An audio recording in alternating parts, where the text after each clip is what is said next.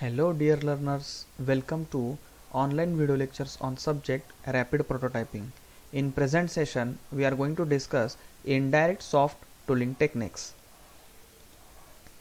We are aware of direct tooling technique, that is direct rapid tooling technique method enables the production of mold that survives the production from a lots to few dozens up to 10,000 parts. Means in direct rapid tooling technique we are considering the production of a lot in from few dozens up to 10,000, but in case of indirect soft tooling techniques a master pattern is prepared first, and from the master pattern a mold tooling can build out of array of materials such as silicon rubber, epoxy resin, low melting point metals and ceramics.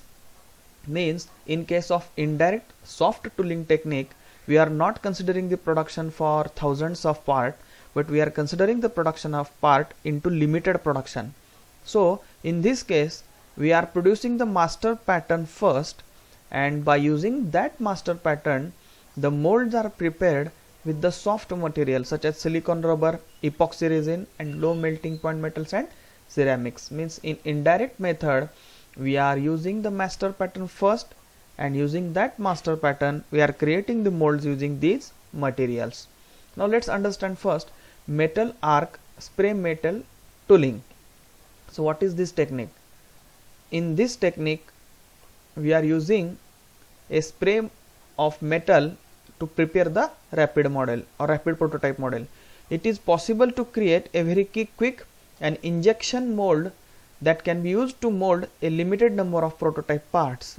In this technique we are using the injection molding technique, in which we spray the metal on a rapid prototyping model.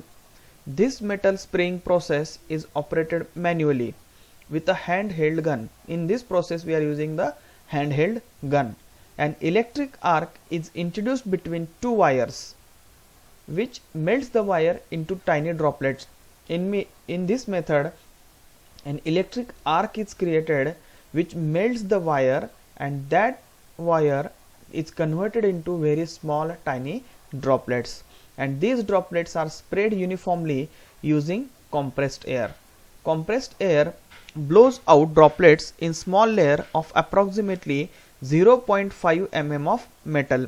Means a very thin layer of 0.5 mm is created by using this metal arc spray method. Let's understand this method with the help of this diagram. A master pattern produced by any rapid prototyping process is mounted onto a base.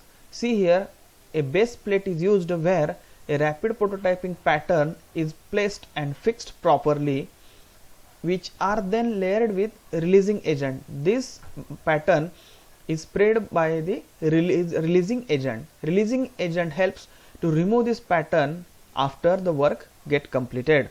A coating of metal particle using the arc spray is then applied on a master pattern to produce the female form of cavity of desired tool. See here, once the rapid pattern part is placed over the base plate, after and then mold releasing agent is sprayed.